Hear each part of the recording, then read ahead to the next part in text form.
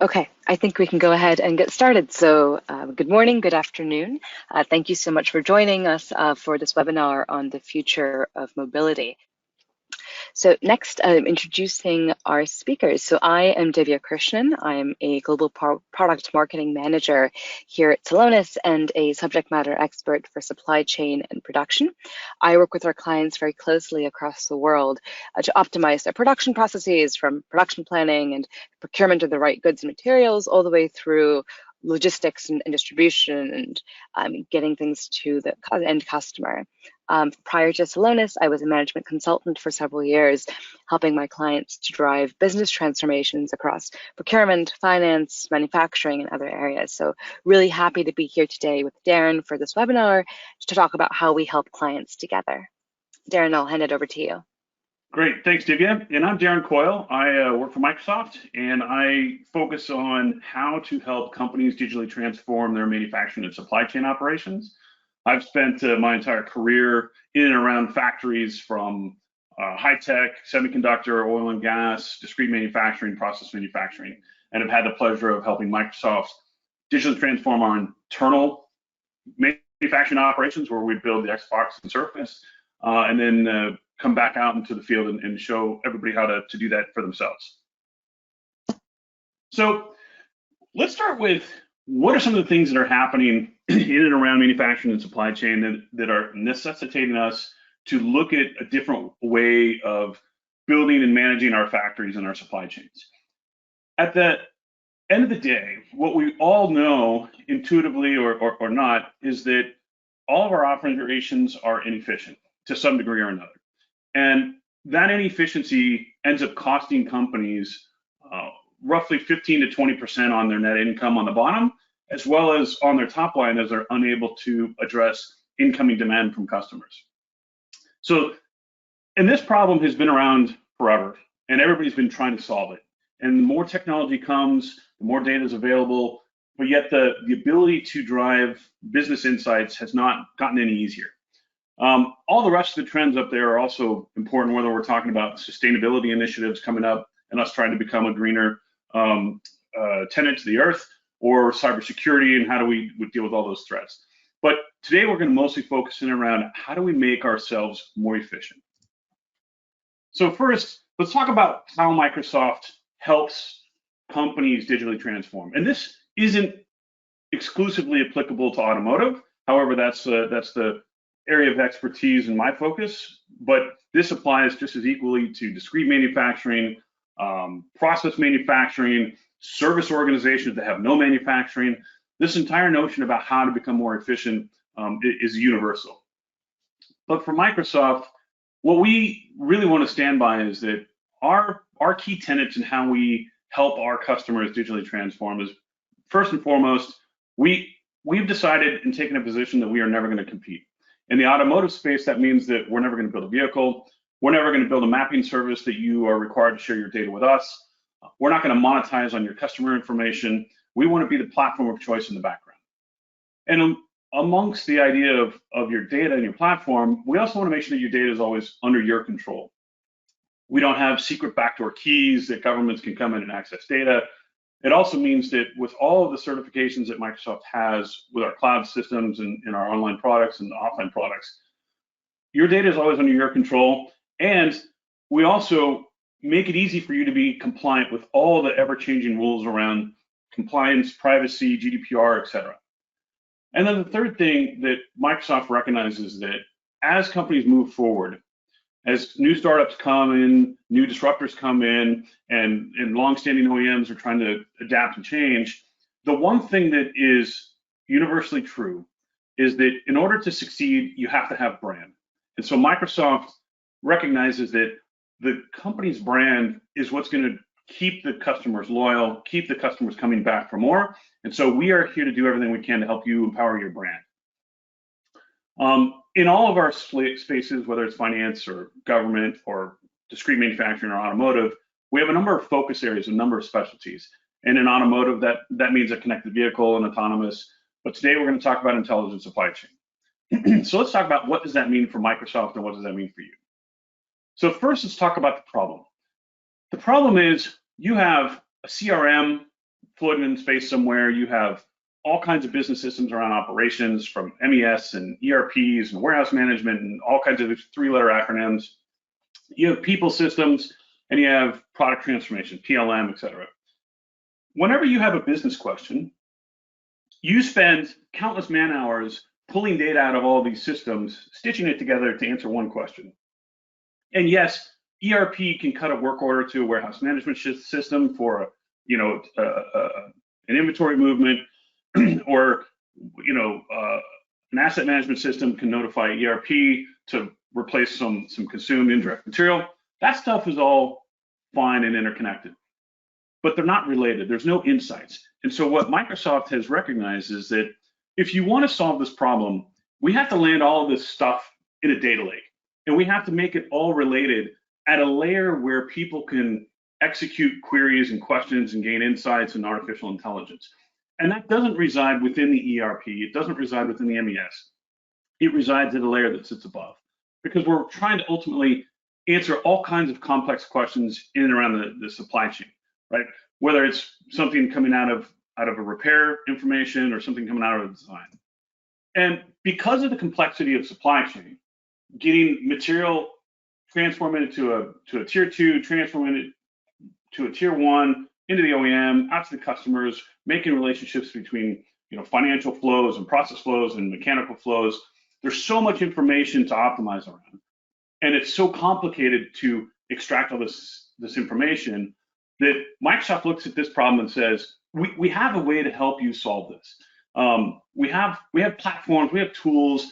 The cost of cloud now is so cheap that it makes sense to actually bring all this stuff together.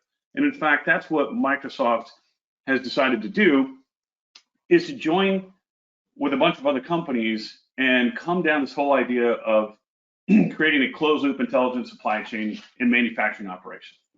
So imagine taking all of your ERP data and your MES data and your warehouse management data and putting it into a single data lake on top. But that's not good enough. You have to make relationships between an inventory transaction, a process step that occurs on the plant floor, a certification that an employee has, a compliance event with a supplier. You have to do all that in a data model that allows for tools like artificial intelligence and visualization to execute across all these relationships to gain insights. If you're always stitching data together, this again goes back to that inefficiency. So Microsoft has gone down the journey of making a common data model. It's free, it's public, it's free to use, free to consume for anybody in any way, shape, or form you like.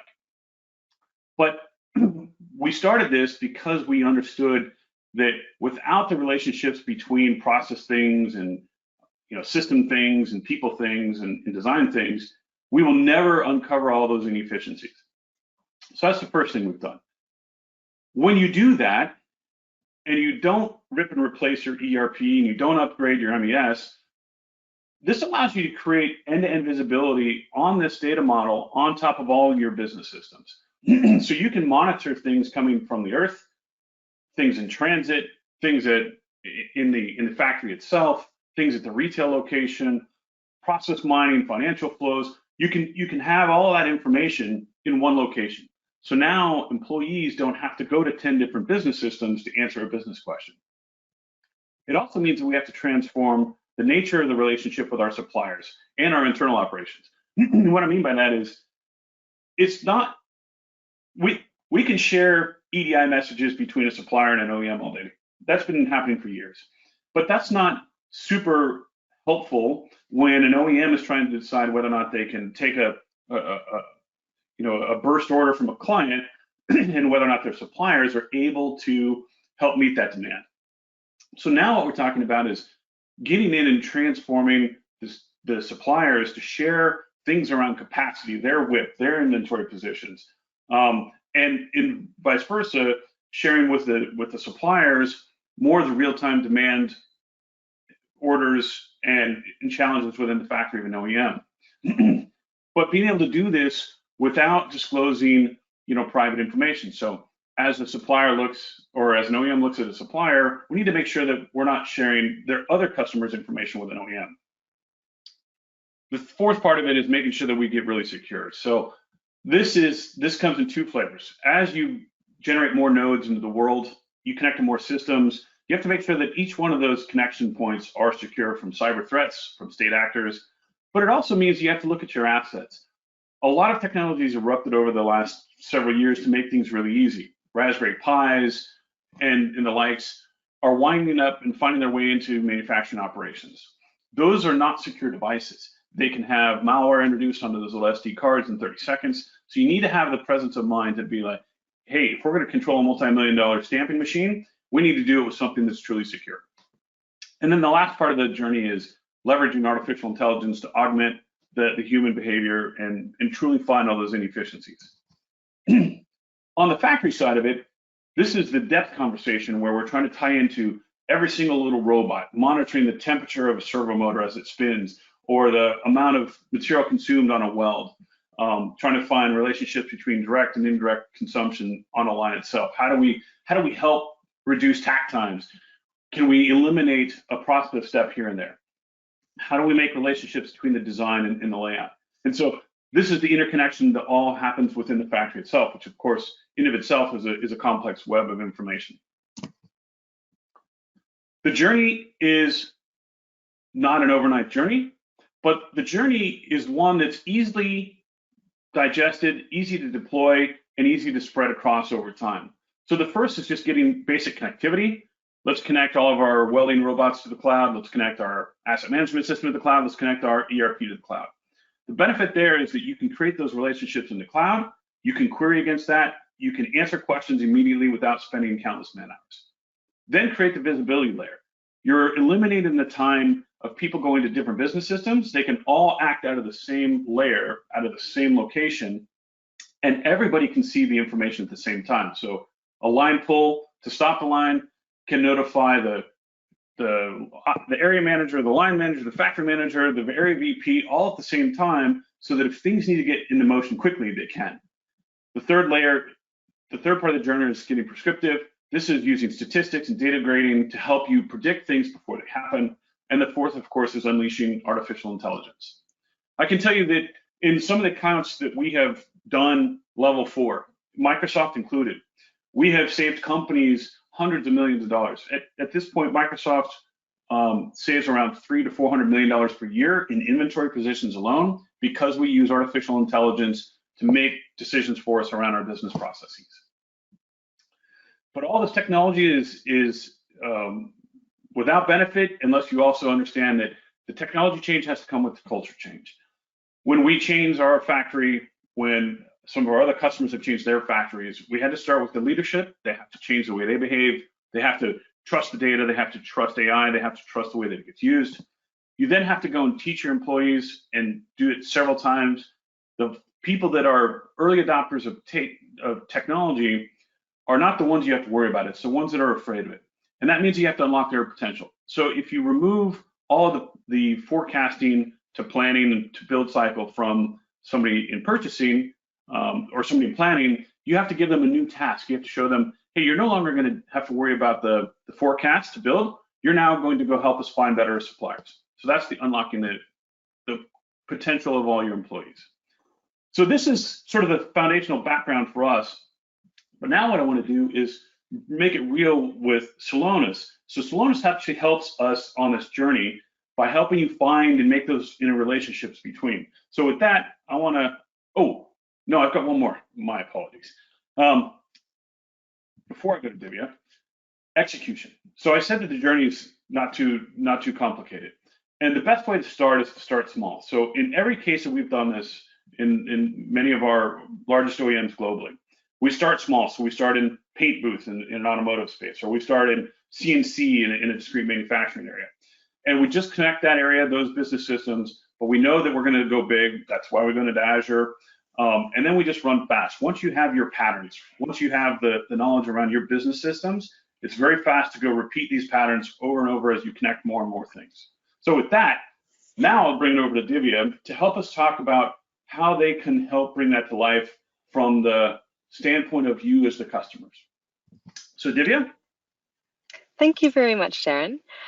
So I think where we want to start is just by providing a little bit of introduction to Celonis, for those of you who may not be quite familiar. So Celonis, we started off as the first commercial process mining vendor many years ago. We now have a solution called the Intelligent Business Cloud that brings the power of process mining technology to companies across the globe. We support clients across many industries. This particular webinar is very much focused on the automotive industry, but we help with things ranging from streamlining order management to improving customer experience or optimizing working capital with the same underlying technology.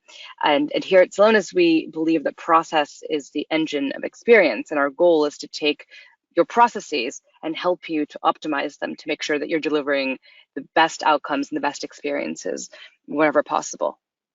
So a little bit about what the market is saying about Celonis and process mining. As you can see, it's a really exciting time for us to be continuing to work with more and more companies to leverage the power of this technology to drive those business outcomes.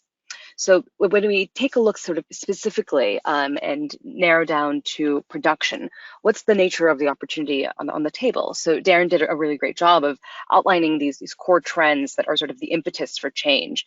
And when we take a look at the research that's done, there's significant opportunities to drive better productivity, to reduce waste, to ensure better quality. All these things that sort of enable you to have a better employee experience, a better customer experience, just satisfy customer demand while ensuring that costs are kept as low as possible.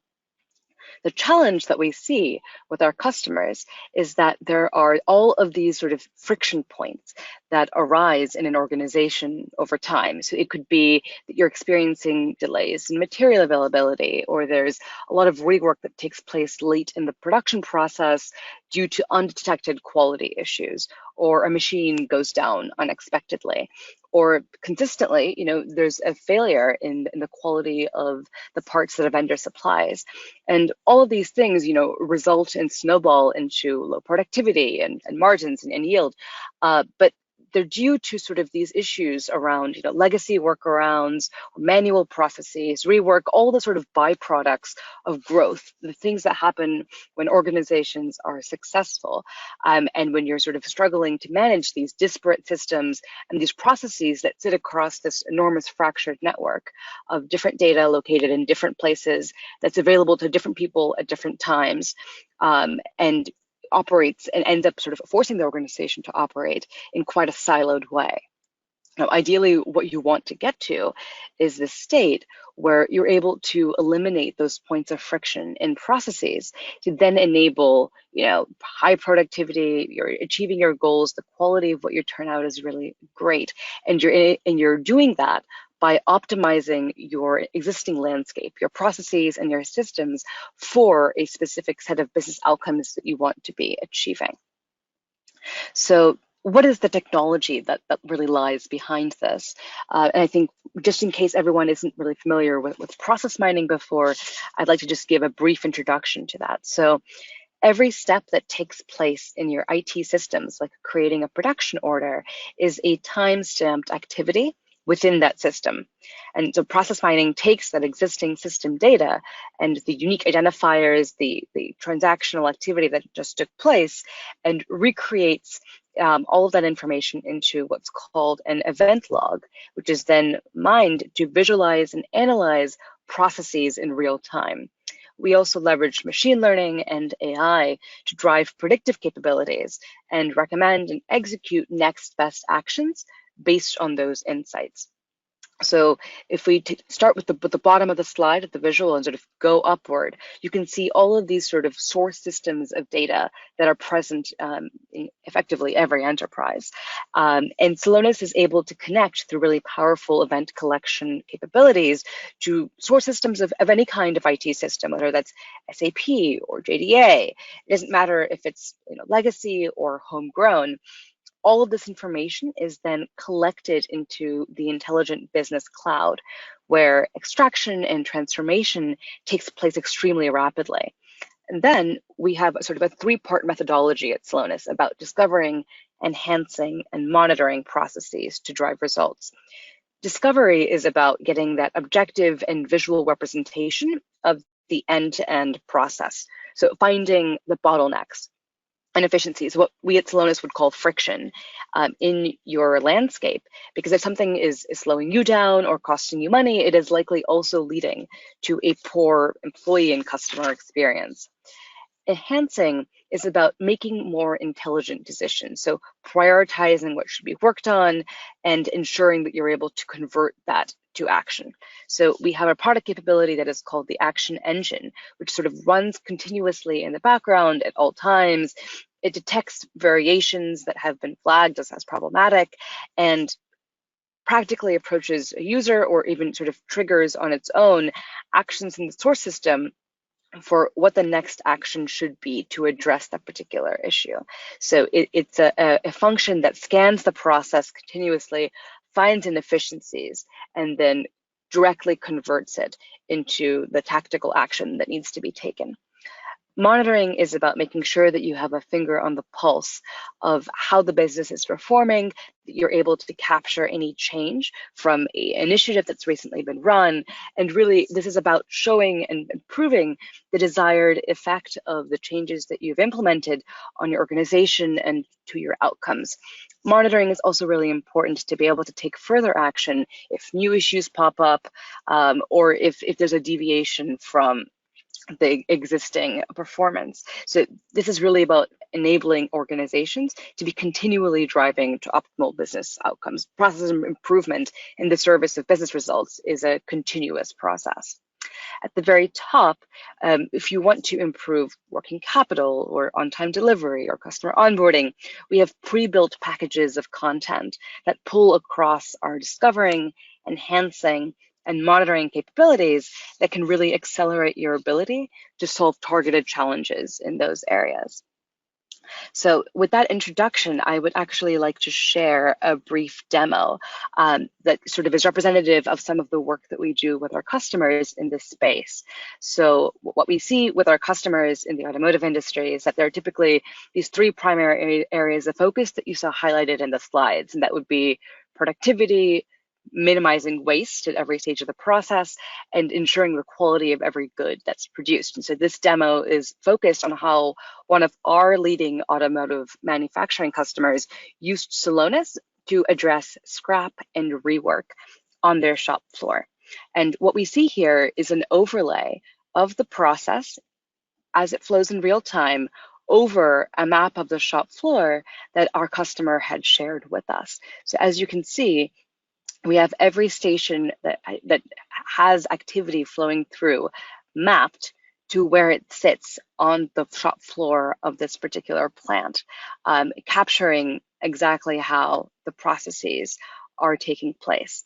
And if we take a closer look, what we can see is that this plant produces wheel carriers for cars. And for this particular customer, for the last several months, their leadership was concerned that the plants weren't working at the planned capacity. And specifically, there was a concern that wheel carrier mounting was a bottleneck. Celonis helped them to understand exactly how they were performing, where the critical issues were, and enabled them to make the necessary changes and then monitor for sustained improvement. So this dashboard gives us a snapshot of the plant's performance in the last month.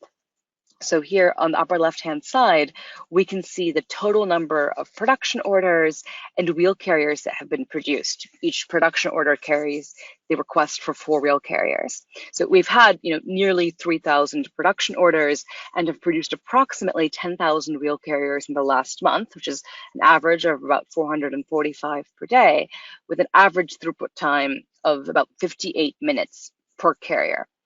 Now, if we take a look at the lower right-hand side, we can see that machine availability is about 85% on average, which for this client was above their target of about 80%.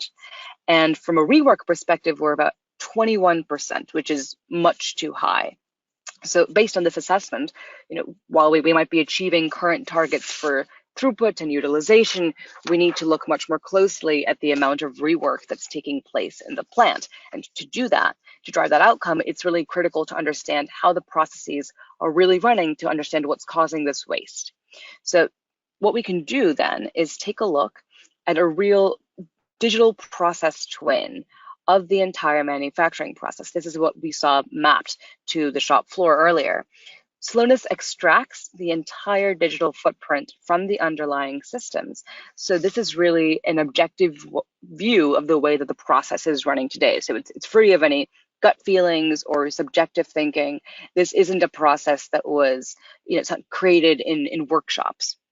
And we have perfect visualization of the activities that specific components go through. So we can see how the plant splits different components into different process paths, and how parts are brought back together for final configuration. So we can follow this from the start of production, where the initialization of axle mounting takes place, all the way through the stations of drilling, mounting, functionality testing, all the way through to the end of the line. And in addition to seeing the full production process, we can also zoom in to each of the individual stations and see the exact flow of activities at any of these on the shop floor. So for example, if we take a look at the station for mounting a brake caliper, we can see the scanning, the setting of the screwing tool, the testing, the mounting, and sort of fully understand, the time that this is taking. We can also understand the number of components that are flowing through, and that in sort of what steps they're going through from one to the next. And we can also see the rework stations that aren't sort of operating as we would like, where tasks aren't sort of being performed correctly. And to do that, we can take a closer look at our rework analysis. So if we take a look here on the left-hand side, we have the visualization of the process, this digital process twin. And looking at the right-hand side, we can easily filter on the wheel carriers that go through rework at rework station 1 or rework station 2. And if we filter on the wheel carriers that went through rework at the first station, we can see, looking at the lower right-hand side, that rework is predominantly taking place on the rear wheels, which are these two, rather than the front wheels. And that, in fact, the left rear wheel is responsible for the majority of the rework. It's 45%. And similarly, we can filter on vehicle type to understand which vehicles are most impacted by this rework. So we see that two types of vehicles, categories 2 and 4, are sort of experiencing the most, followed by standard vehicles, which are sort of third in line for the number of wheel carriers that go through rework at this particular station. If we return to the full analysis, we can see that, sort of unsurprisingly, the average throughput time is much higher for vehicles with wheel carriers that have gone through rework versus not. And while the majority of components don't actually go through rework, the ones that do can have anywhere from just 1 to 24 rework steps, even just for one station. And so if we narrow in further, we can in fact see that there is one component that has gone through rework by a somewhat shocking number of 23 times, which has an average throughput time of 591 minutes, which is more than 10 times the average throughput time for one wheel carrier. Now, items like this shouldn't be processed past one round of rework because it's a waste of time and resources for the production line. But our customer would never have seen that this was happening without Celonis, because their other tools might be able to tell them how much total rework took place. But with Celonis, we're tracing individual component parts through every step of the process and can really quickly determine what's happening and then intervene. So in addition to analysis like this, Celonis also analyzes every element of the production environment more holistically to understand the impact that it has on performance, because it's critical to understand if there are patterns of inefficiency beyond that of an individual wheel carrier. So, now that we know how often wheel carriers go through rework, we need to know whether rework is occurring at the level of something like a workpiece carrier, which transports components and products along the production line. So if we take a look here at the drill down by a rework station, we can see the rate of rework for each of the workpiece carriers. And very quickly we can see that workpiece carrier 40 has 100% rework rate, which means that every component on that workpiece carrier has gone through rework station 2. Now, this doesn't really make any sense because surely every wheel carrier can't require rework, and the pattern doesn't hold with the other workpiece carriers. Number 1 and number 23, their numbers aren't great at 60% and 31% rework, but it's not every single component that's held in the workpiece carrier. Now, given that this is a 100% rework rate, this is reason to consider whether something is wrong with the workpiece carrier itself and not just the components of the wheel carriers that it's bringing over to the station. Now, what's really important here that we want to make sure that we understand is exactly what we need to be doing about this next. So, for this customer, their technical teams tested the carrier and found out that there was something that was wrong with a cable in the workpiece carrier. It's interfering with a test that sends carriers to the second rework station. Without Celonis, they would have had a really difficult time knowing where to look. They would have continued to try to fix this ABS test, or they looked at vendors that were providing the component parts that were shown to be failing, or they were checking for things like how environmental factors like dust were impacting the test. With Celonis, the analysis is really enriched with any process data from the source system, and it's truly a data-driven root cause analysis. So now that we've better been able to understand what's behind the high rework rate, it's important to take action to actually improve the process so that this analysis and visualization isn't sufficient. And Celonis doesn't just provide those insights, we also operationalize that analysis to sort of push the progress toward real business value all within the same platform. So with the Celonis action engine, we can create what's called a skill that will run in the background and preempt these types of problems from happening in the future. And so this is what it looks like. Rather than waiting to discover that items are going through rework multiple times, we can create a skill that will continuously keep an eye on what's going through rework. So here, if a part goes through more than twice, the skill will immediately send a notification to a production line supervisor to have that item sent directly to scrap, which saves time, it saves money and resources. Similarly, to address the workpiece carrier problem, we can create a skill that follows the patterns of rework and the correlation with a workpiece carrier. And if the rework rate increases from the historical average, supervisors similarly get an alert that recommends that they check in on those workpiece carriers and make sure that they're running correctly. So now we've enabled proactive maintenance and prevented rework problems from snowballing. So it's no longer, guessing about what's going wrong or looking in the wrong place or just merely reacting to a problem after it's already happened. So now that we've discovered these key points of friction and we've taken action, now it's important to make sure that the leadership team can monitor the progress. So we have moved to another Celonis capability called the Transformation Center, where here we monitor the impact of all of our process improvement initiatives and can check the rework on a daily basis. So in fact, our customers team uses this as a morning check-in to keep their finger on the pulse of their core KPIs and make sure that they've covered the really important things in their morning rounds. And as we can see over the past week, we've improved the rework rate from about 17% to 14%, and all of which is a huge drop from the 21% that we saw up front. And to make sure that this progress is sustained, we can assign tasks like this one, which is shared with a colleague to examine other factors outside of component cycling or workpiece carrier flaws that may be impacting rework. And so in summary, with Celonis, we identified the negative impact of problems that our clients just never knew about and set up action engine skills to permanently alter the processes and ensure that you're catching and sort of stopping those problems in their tracks. And finally, we're monitoring the impact that we're driving to better enable our customers to improve their processes where needed on a daily basis. And this is really only the start.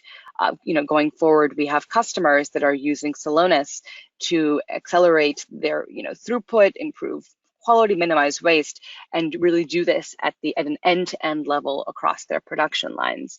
So we have sort of 3 customer examples of clients of ours who are doing exactly what I just said. So One of them, was similarly able to leverage Celonis to improve throughput times by 30% because they learned that, in fact, it was credit blocks that were taking place in order management that were interfering with the ability to plan effectively in the production planning department. And this was just slowing the way in which production lines were able to get started, make changes, move forward, and ultimately led to a really significant outcome for them. Another Fortune 500 automotive manufacturer was able to significantly cut down on waste by tracking vehicles in a manner not dissimilar to the way we just walked through in this demo, through the paint process, and identifying that, in fact, there were vehicles that were going through rework multiple times. And they were able to sort of proactively intervene, adjust the process, and make sure that vehicles were only going through the required steps, the minimum number of times, to emerge with the right quality. And finally, another leading automotive manufacturer was able to significantly improve product quality by adjusting the way in which their process was set up. So they had a couple of steps, like the gluing of adhesive parts, that were really sort of specific when it came to the timing. It had to be very precise, or those parts had to be thrown out altogether. And so using Celonis, they were able to understand where the process was breaking down, and they changed the way in which they set up their shop floor such that they had the right parts at the right time every time, to significantly increase the likelihood that they were going to be able to complete this particular step in a timely fashion and have the part moving forward. So I think that summarizes what we had wanted to cover today. But I think now we will move on to the questions and begin with those. Hey, Divya, this is Darren. I got a question for you first before we get going. Sure. Can you remind people just how easy it is to get started? I was chatting with somebody on the side here, and I was explaining that when we were in our Surface and Xbox factory, we tried to model just a happy path of our product, and it took us more than a month to create this simplistic view of the takt times.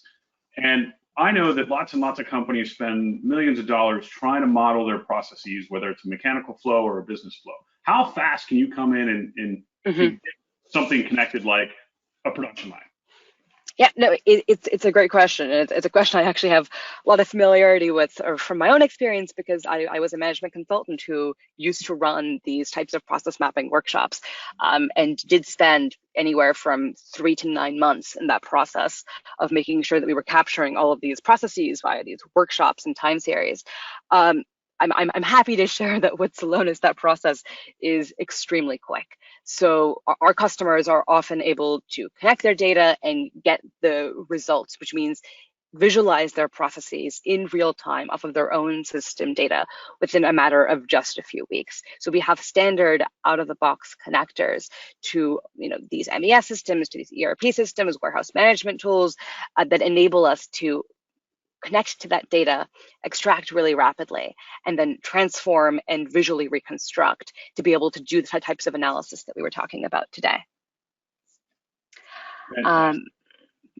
Great. So I think we have another question, which is sort of, what can we expect in terms of benefits, and how long does it take to realize them? So I think the customer stories that we had shared actually do a good job of explaining some of the benefits. But I think the way that I would put it is this: a lot of companies have invested a lot of time and energy and work in what Darren and I have both described, which is trying to get their hands on a better understanding of their processes, whether that's through BI tools or by hiring consultants to sort of run these workshops.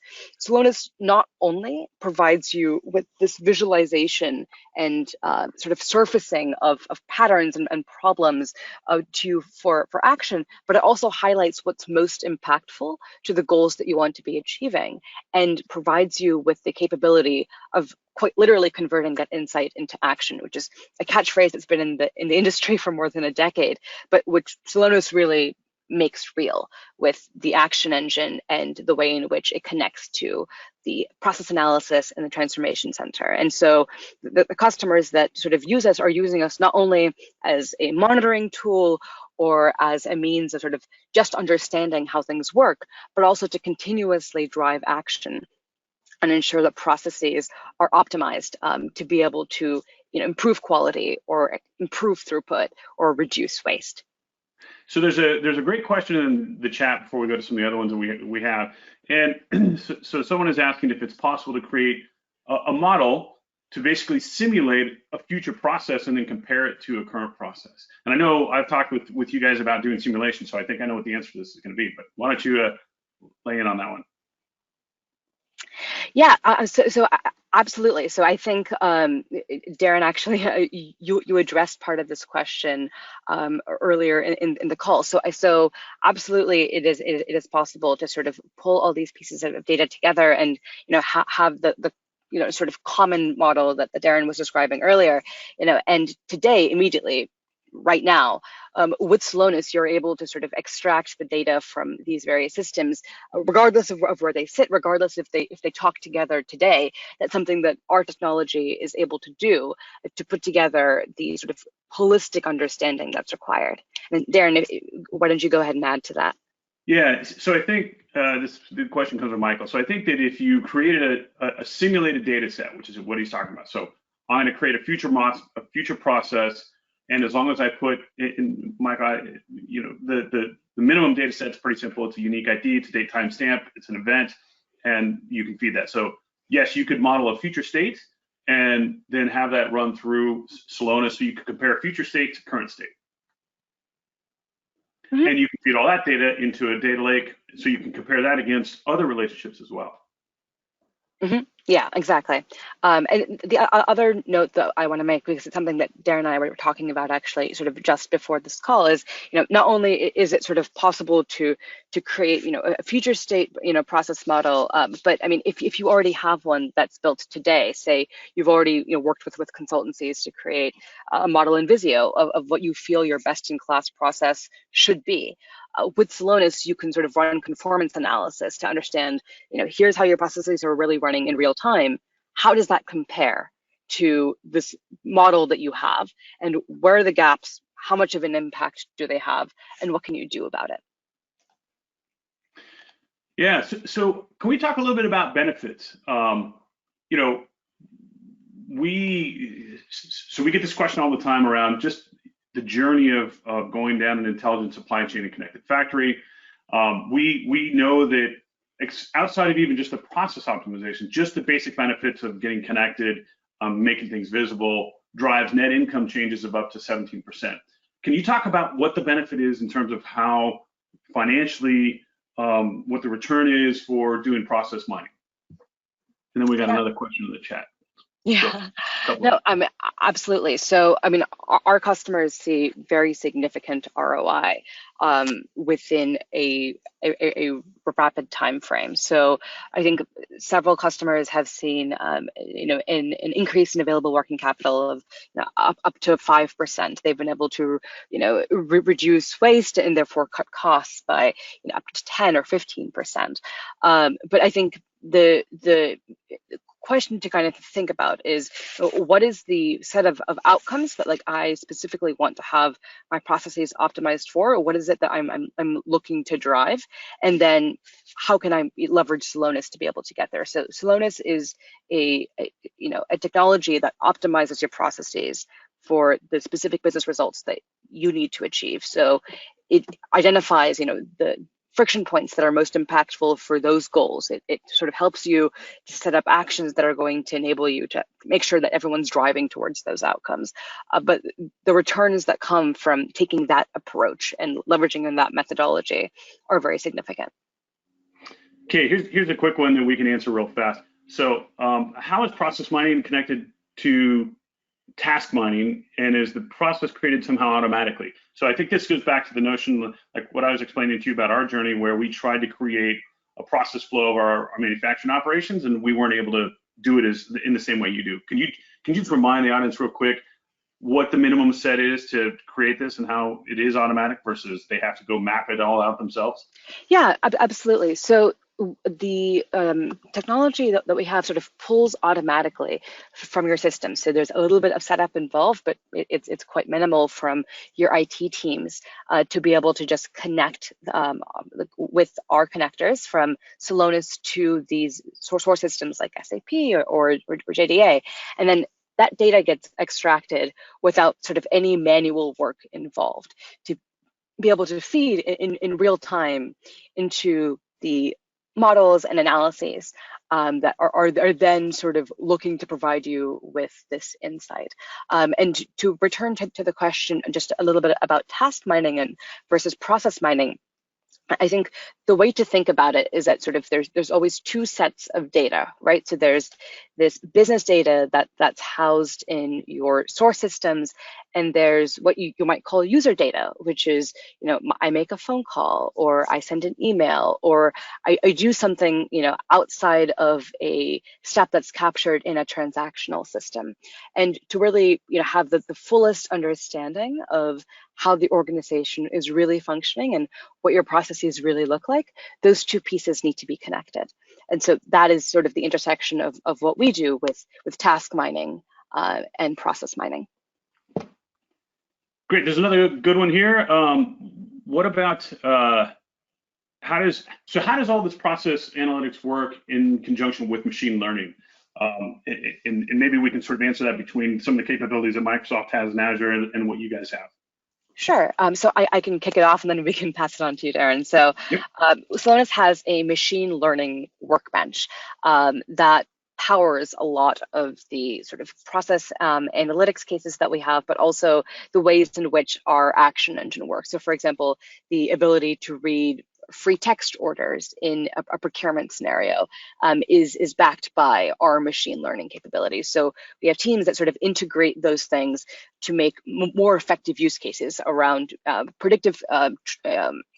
around like predictive skills that can help to say, in the past this happened based on our analysis of these processes. Therefore, this process step is what should be recommended going forward, or this vendor is the appropriate vendor for this type of material. So that's how we sort of bring those pieces together today at Celonis.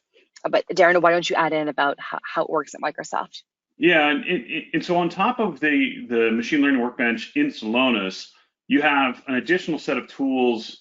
Assuming that we're operating Celonis in the common data model in the cloud, so we have things like advanced anomaly detection, which just goes through data sets regardless of attribution and source, and looks for patterns and anomalies and can help detecting. So even if Celonis goes through and identifies some bottlenecks, we may be able to go through with our anomaly detection, see the relationship that Celonis has on an event, and correlate that back to other variables that may or may not reside within the process flow. So maybe it's an environment, maybe it's a political, maybe it's some other kind of an event. So that's how the two can actually work together.